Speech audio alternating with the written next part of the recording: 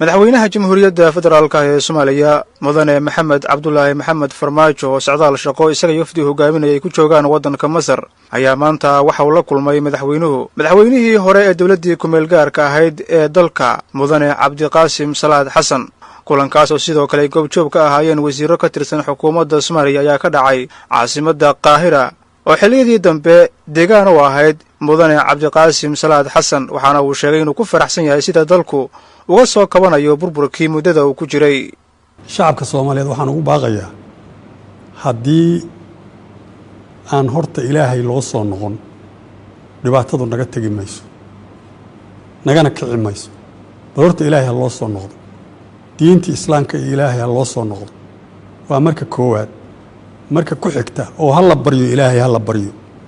oo quraanka hal akhriyo oo qof walbaaba faatixada qofkii yaqaan faatixada inta akhriyo inta soo goorto 7 goor ugu yaraan inta akhriyo ilaahu rabbi oo dalka balaayada ka dulqaad hayira meel uu joogaba marka ku xigta hal is cafiyo Ilaahay cafis hal warsado si Ilaahay noo cafiyo annagu waa inaan is cafinaa waxaan shaki lahayn dawladdu wixii ay ka qaban karto inay ka qabanayso dadkii hantidooda ama la qaatay ama